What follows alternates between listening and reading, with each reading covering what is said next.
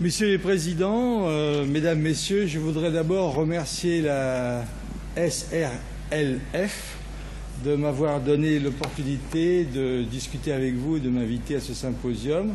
C'est vrai que le sujet est compliqué, donc je ne vais pas perdre beaucoup de temps. Je voudrais simplement signaler que je dois à l'ensemble des gens qui figurent sur cette diapositive la réflexion sur plusieurs années concernant la bioénergétique des cellules, parmi lesquelles, évidemment, la mitochondrie est un point très important. Je sais que ce n'est pas dans votre langage quotidien, au lit du malade, et donc je vais essayer d'être le plus clair possible, même si quelquefois ce n'est pas facile. J'en profite également pour remercier un certain nombre de gens en dehors du groupe dans lequel je travaille, qui ont nourri ma réflexion. You know, this guy is supposed to speak later on. You know, this guy who is the president of the European Society of Intensive Care. You know, this guy qui est malheureusement décédé, mais qui est toujours présent parmi nous, Xavier Leverve. Et you know, Mervyn Singer, qui est un spécialiste de raisonnement mitochondrial et métabolique cellulaire au cours de l'inflammation. Et puis à l'époque, j'avais quelques années en moins.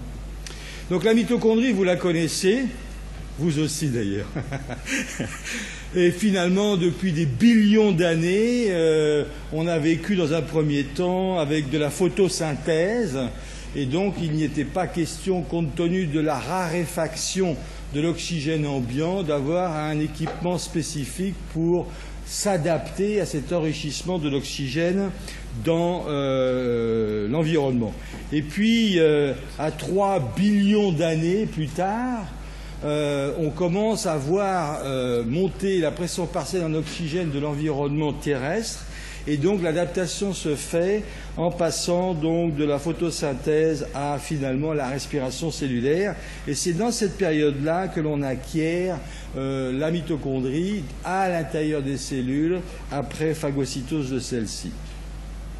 Qu'est-ce que c'est qu'une mitochondrie? C'est un petit organelle de la cellule qui, pendant des années, et en particulier à la faculté de médecine à laquelle j'ai fait mes études, et qui n'était pas plus mauvaise qu'une autre, on parlait très peu de la mitochondrie, et ce n'est que beaucoup plus tard, quand on a commencé à discuter de la bioénergétique des cellules, que tout le monde disant c'est la mitochondrie, il a bien fallu faire connaissance avec la bête. Alors la bête se présente comme une organelle de petite taille intracellulaire, dont les structures sont extrêmement importantes à se mettre dans la tête. Alors vous voyez ici ces espèces d'invagination au sein de l'intérieur de la mitochondrie qu'on appelle des crêtes. Il y a donc sur ces crêtes une membrane qui est extrêmement importante, fondamentale, la membrane interne. Et puis il y a une matrice dans laquelle baignent ces membranes qui contiennent un certain nombre de choses très importantes, notamment de l'ADN mitochondrial provenant donc des cellules eucaryotes qui ont phagocyté les bactéries et des ribosomes qui permettent de la synthèse à partir du DNA ribosomial, du DNA mitochondrial et ribosomial mitochondrial, de molécules de protéines essentielles au fonctionnement de cet organelle. Et puis il y a une membrane externe qui protège l'ensemble de la structure. Est-ce que ces membranes ont des fonctions spécifiques? La réponse est oui. D'abord la matrice. La matrice, c'est ce qui baigne donc à l'intérieur de ces crêtes les différentes membranes. Et là-dedans, il y a des enzymes, il y a donc du DNA, il y a des ribosomes. Et ces enzymes vont modifier l'expression de ces gènes, de ce DNA, qui va former une copie pour faire de la synthèse protéique. La membrane interne contient finalement 3 types de systèmes permettant le fonctionnement, permet de faire les réactions d'oxydation de la chaîne respiratoire, la synthèse à la fin, qui est la dernière étape de l'adénosine triphosphate, et le transport des protéines, un élément fondamental de la bioénergétique de la cellule. La membrane externe contient des porines qui peuvent permettre de senser, de percevoir les modifications de l'environnement cytosolique de la mitochondrie dans la cellule. Son rôle est de convertir l'énergie dans une forme utile pour la cellule pour qu'elle puisse faire son travail. Toute cellule effectuant un travail, on doit admettre qu'elle consomme de l'énergie et qu'il faut payer cette énergie sous une forme ou sous une autre. Le président Hollande l'a dit hier soir. il a dit l'offre prime, l'achat, il faut pouvoir avoir des demandes et à ce moment-là, il faut s'adapter à la demande. Donc moi, je me suis adapté, la mitochondrie aussi, et on le félicite. Alors, il y a de très grands mouvements ioniques qui font l'énergie de cette cellule au niveau de cette membrane interne dont je vous parle depuis tout à l'heure. Et puis, ces mouvements et cette transformation énergétique se fait par un couplage chémio-osmotique. Ce mot chémio-osmotique est peu connu de l'ensemble des étudiants en médecine. Ça, c'est ma tante et son anniversaire et on se gave de différents éléments nutritionnels et pas que solides, éventuellement liquides. Et donc, ces éléments-là doivent être transformés par un processus long et compliqué en électrons ou en énergie. Et c'est les électrons qui font l'énergie et l'énergie vient de la production des électrons au niveau de la mitochondrie. Ces électrons vont créer un gradient électrochimique de part et d'autre de la membrane interne, et c'est ce gradient électrochimique qui est absolument crucial, qui va permettre d'avoir l'énergie pour à la fois faire le transport transmembranaire de ce qui doit aller dans la mitochondrie, par exemple le glucose, ou par ailleurs arriver à faire l'activation de la production d'ATP par l'ATP synthase. Donc entre le nutriment que l'on ingère et la production de l'énergie par l'ATP ou les mouvements de transport, la mitochondrie joue un rôle très important. Alors, faire très simplement, on va dire que sans mitochondrie, on ne pourrait pas faire autre chose que de la glycolyse. C'est ce qu'on appelle, quand on fait du pinard, la fermentation. Et vous connaissez la fermentation, elle se fait en anaérobiose à production de chaleur. Une cuve à vin contient un bouillonnement de dégagement gazeux extrêmement hyperthermique. Et dans ce dégagement gazeux hyperthermique lié aux levures qui fonctionnent avec de la glycolyse, on peut moduler selon qu'on met plus ou moins de sucre ou plus ou moins d'oxygène dans la cuve à vin, le type de vin qu'on veut faire, le degré d'alcool qu'on produit. C'est exactement la même chose. Si on n'avait pas de mitochondrie, on serait comme des levures. On ferait de la glycolyse anaérobie.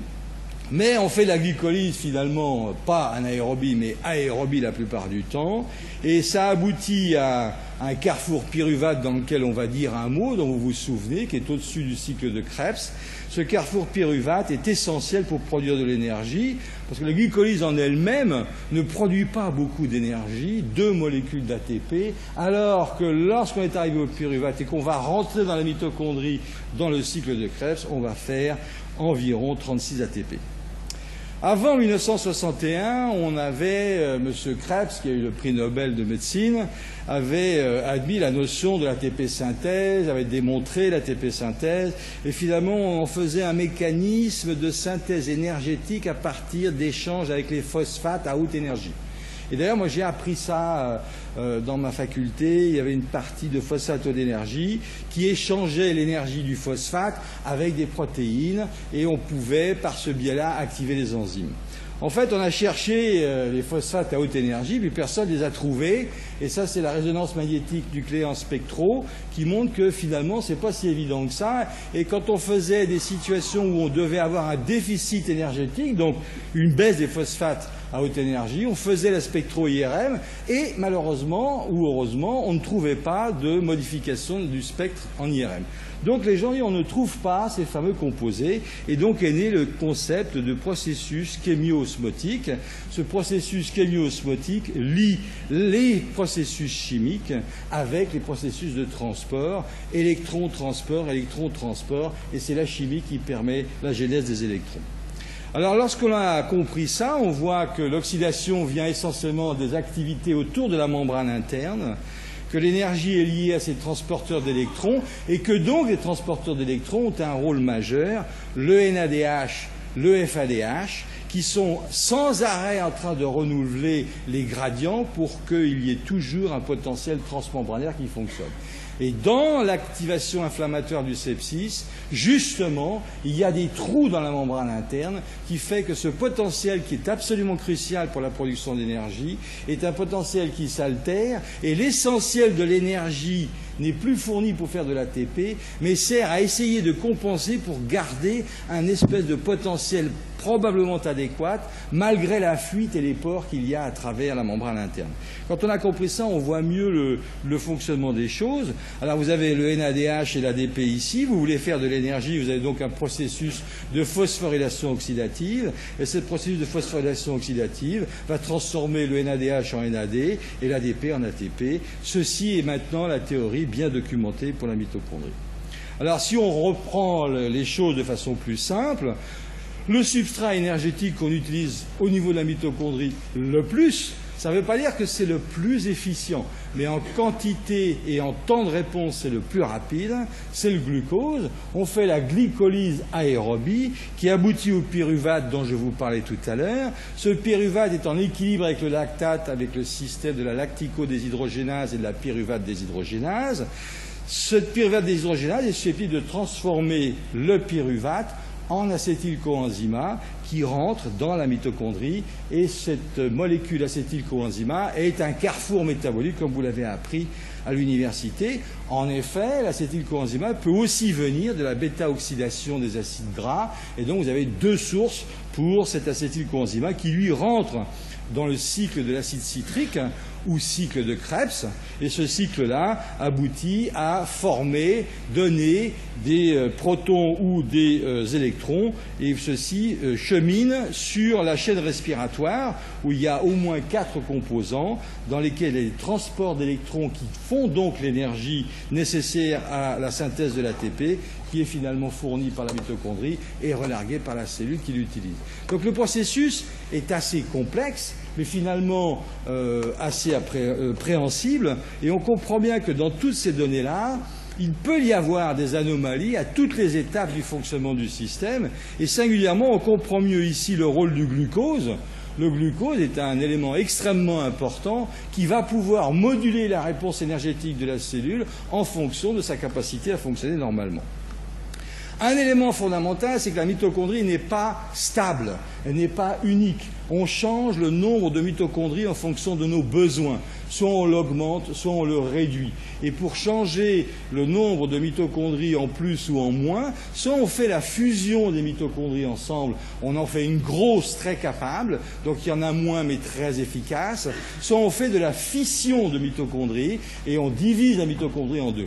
Ceci est absolument essentiel dès lors que vous comprenez qu'une cellule va se renouveler et faire 2 cellules filles. Il faut de toute façon qu'on se partage le matériel bioénergétique de la cellule. Et le professeur Hollande l'a dit hier soir, il faut que tout le monde s'y mette.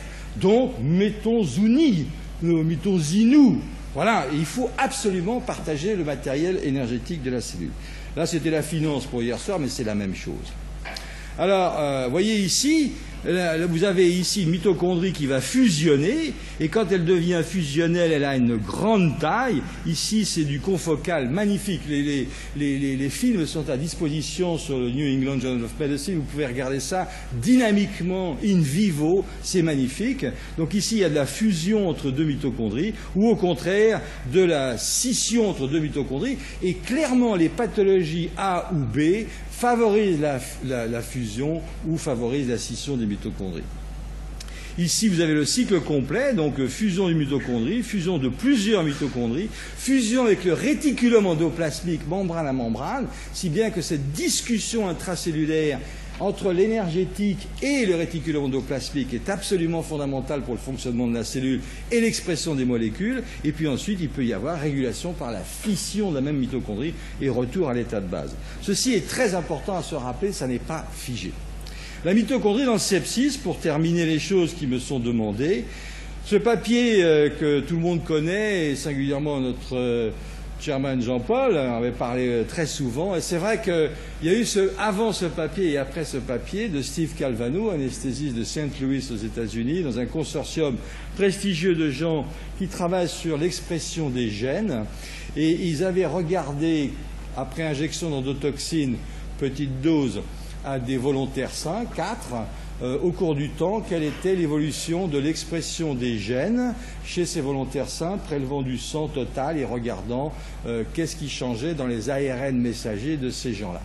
Et de façon très intéressante, je vous fais l'histoire courte, mais la conclusion est juste, tout ce qu'il montre après injection d'endotoxine chez ces volontaires sains, c'est un aspect transitoire, et ça c'est très important, donc c'est jamais râpé sauf quand c'est râpé. Et ça, on ne sait pas encore bien dire quand est-ce que ça l'est, quand est-ce que ça l'est pas. Donc une dysrégulation transitoire de la bioénergétique des leucocytes. Et donc on comprend mieux là que les leucocytes qui ont par ailleurs, vous connaissez les médiateurs, les cytokines, les expressions, les protéines, qui sont up, down, etc., on comprend mieux qu'il y a au moins sûrement des aspects bioénergétiques qui régulent le fonctionnement de ces leucocytes. Les leucocytes ne peuvent pas cracher des radicaux oxygénés, des cytokines, phagocyter, coopérer, présenter l'antigène sans que quelqu'un paye la note à la sortie du restaurant. Il faut forcément payer la note. Si vous n'avez pas le système biologique de la cellule qui fonctionne bien, ou si vous ne donnez pas l'énergie pour le faire, vous êtes susceptible de moduler la réponse des leucocytes. Et c'est toute la pathologie et la recherche qui se fait actuellement en cancérologie sur l'immunothérapie à base de régulation bioénergétique des défenses immunitaires au cours du cancer dans les tumeurs solides. Et cancer et sepsis, finalement, c'est la même chose, c'est juste le temps d'évolution qui change. Alors, qu'est-ce que consomme une cellule en termes d'énergie, d'oxygène? Vous voyez, elle fait de l'ATP, on l'a dit, elle a fait de l'ATP au niveau de la mitochondrie, elle a la chaîne respiratoire qui va consommer de l'oxygène, elle va faire de la synthèse protéique, ça va consommer de l'oxygène, on va pouvoir bloquer, si on veut tester le rôle de cette synthèse protéique en termes de consommation d'oxygène par du cycloheximide, elle fait de la synthèse d'ARN ou la copie d'ADN ARN, et ça c'est capable d'être bloqué par l'actylomycine D, et toute la chimiothérapie anticancéreuse fonctionne par ce biais-là. Elle est capable de faire, bien entendu, fonctionner des pompes sodium-potassium. Ces pompes sodium-potassium, ça fait des années qu'elles sont bloquées par la ouabaïne, et donc on connaît ces médicaments inotropes positifs. La ouabaïne réduit considérablement la consommation d'oxygène liée à ces pompes. On sait aussi qu'il y a des pompes calcium ATPase dépendantes, et ces pompes calcium ATPase dépendantes peuvent être bloquées par le chlorure de lanthanum. Et on a en toxicologie un certain nombre de patients qui ne sont pas réversibles parce que cette enzyme-là est bloquée par le toxique qu'ils ont pris. Donc on voit qu'on a plusieurs sources d'utilisation de l'oxygène. La plus importante que j'ai gardée pour la fin, c'est la synthèse de radicaux oxygénés. Dans la consommation d'oxygène d'un patient agressé inflammatoire, on a eu tous des discours pendant des années, VO2, DO2, mathématiques, pas mathématiques. Il y a une chose qui est certaine, c'est que la partie de consommation d'oxygène qui rentre dans la voie métabolique de l'oxygène moléculaire, qui normalement fait 2% de la consommation d'oxygène totale, peut atteindre 20 à 30% de la consommation d'oxygène, qui n'est pas du métabolisme oxydatif, qui est l'utilisation de l'oxygène moléculaire dans ces processus. Donc ceci est un point très important et on peut le bloquer pour tester le rôle de ça par des inhibiteurs spécifiques. Alors, si vous mettez des cellules dans une chambre, et que vous connaissez le nombre de cellules blanches dans une chambre, vous avez d'abord pas de cellules, donc la concentration d'atomes d'oxygène dans la chambre reste stable, puisque je n'utilise pas. Je mets des cellules à un nombre connu, je vois baisser le nombre d'atomes dans la chambre, et ça c'est joli, vous avez une pente, la pente c'est donc la baisse en fonction du temps, donc c'est un marqueur de consommation d'oxygène de ces cellules. Je peux les stimuler par exemple avec de l'ADP, l'ADP stimule directement la mitochondrie va travailler, va consommer de l'oxygène. Vous voyez que la baisse ici des atomes d'oxygène est beaucoup plus importante, donc la pente est plus profonde. Je peux inhiber une partie de la chaîne respiratoire et je vais changer ainsi les différentes pentes de consommation d'oxygène. Quand on a ça, vous voyez qu'on peut utiliser tous ces médicaments dont je vous ai parlé avant et tester chacune des pentes et l'effet de chacune des voies métaboliques bloquées pour savoir ce qui se passe, qu'est-ce qui est préférentiel dans une pathologie ou dans une autre, par exemple au niveau du sepsis. Ici, vous avez la répartition de la consommation d'oxygène de l'ensemble des cellules blanches sur le sang total séparé secondairement du plasma. Et vous avez ici, par exemple, en jaune, l'activité de l'oxygène consommé lié à l'activité des pompes sodium, potassium, ATPase dépendantes. Quand on fait incuber ces cellules en conditions septiques avec du plasma provenant de patients septiques poulets, vous voyez qu'il y a une inhibition de la consommation d'oxygène NAK ATPase dépendante qui est drastique. Les pompes fonctionnent mal, d'où l'œdème cellulaire et le ballonnement que l'on voit dans les données histologiques. Il y a quelques années, avec Yulia Belikova, comme son nom l'indique, est russe, on avait regardé la consommation d'oxygène de base de cellules saines, de volontaires sains, et elles valaient 4 ou 5. On avait stimulé ces cellules avec de l'ADP, donc stimulé la mitochondrie, et on avait regardé combien augmentait la consommation d'oxygène. Vous voyez, c'est multiplié par 4. Réponse normale, les cellules saines, on les stimule, augmente la consommation d'oxygène par stimulation mitochondriale. On a pris le même nombre de cellules chez les patients septiques. La valeur de base de la consommation d'oxygène chez les patients septiques était plus élevée que chez les sujets sains. Curieux. Et pourtant, quand on stimule ces cellules avec un agoniste de la mitochondrie, eh ben, elles ne sont pas répondeuses du tout. La mitochondrie est malade. C'est une caractéristique que Mervyn avait trouvée dans la cellule musculaire striée, que d'autres ont trouvée dans le diaphragme et qu'on a trouvée, nous, dans les cellules immunitaires. Au début, on pensait que c'était un déficit en oxygène. En fait, il n'y a pas de déficit en oxygène puisque là, je suis dans le sang, je suis bien oxygéné, l'oxygène est dans mon dos, donc il n'y a pas d'hypoperfusion de la cellule immunitaire. C'est pas possible. C'est donc bien un dysfonctionnement de la cellule mitochondrialement parlant.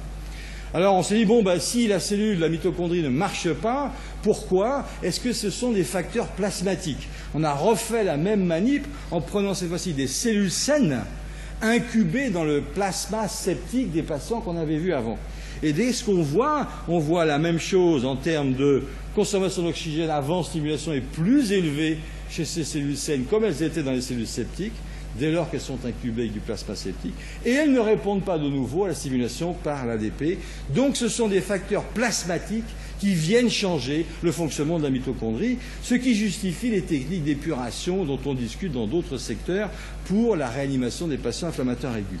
Et quand on prend le plasma à J1, à J7, à J28, vous voyez que l'effet de ce plasma-là, il est de moins en moins important, et on voit ici, on a quasiment une situation normale, une consommation d'oxygène de base basse, et puis une réponse à la stimulation qui est normalisée quand on prend le plasma des patients septiques à J28 de leur évolution. Donc le plasma contient des choses et il se nettoie au fur et à mesure, il est contrôlé. Quels sont les facteurs responsables de ça? Je ne le sais pas, personne ne le sait, il y a beaucoup d'hypothèses, c'est probablement multifactoriel. Un point important dans le rendement de la consommation d'oxygène de ces cellules, vous avez ici, il n'y a que ça à voir, 11% de la consommation d'oxygène mitochondrial est dévolue au maintien du gradient électrochimique dont je vous parlais initialement.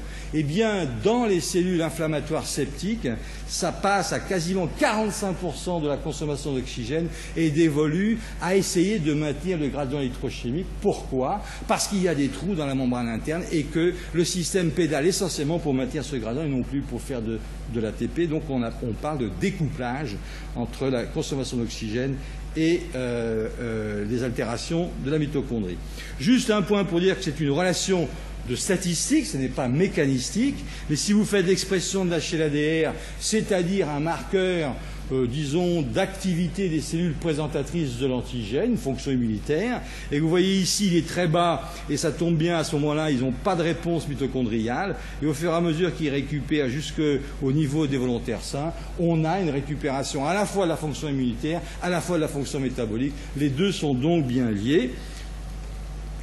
Il me reste plus de temps et ça ne peut pas être secondaire à une hypoperfusion comme on a cru pendant longtemps. L'hypoperfusion responsable de l'ischémie, responsable de l'hypoxie cellulaire, responsable de la dysfonction cellulaire. Ça joue si vous rajoutez, mais ça n'est pas le primum bovin qui justifie les choses. Je vais aller directement à la conclusion pour dire que tout le monde pense que la bioénergétique des cellules, la fonction immunitaire et l'inflammation sont les trois fonctions qu'il faut travailler en même temps. L'un ne peut pas être fait sans l'autre. Pourquoi? Parce qu'une cellule, ici la cellule immunitaire, mais c'est pareil pour la cellule myocardique, et vous le savez quand vous faites de l'échographie, le stun de myocardium, le myocarde sidéré en post-ischémique, eh ben, il commence par maintenir l'intégrité de la cellule, ne fait aucun travail spécifique qui serait la contraction. Pareil pour la cellule immunitaire, elle maintient sa structure cellulaire, ses pompes, son homéostasie, ne fait aucune sécrétion de quoi que ce soit, elle est donc immunodéprimée parce que les fonctions spécifiques sont les premières à inhiber. C'est-à-dire, quand vous êtes malade, vous avez la grippe, vous vous couchez, vous ne travaillez pas, mais vous n'êtes pas mort. Et vous espérez retourner au travail, sauf si vous êtes fonctionnaire, ce qui est mon cas. Voilà, donc je vais vous dire simplement merci de votre attention et laisser poser des questions si vous voulez.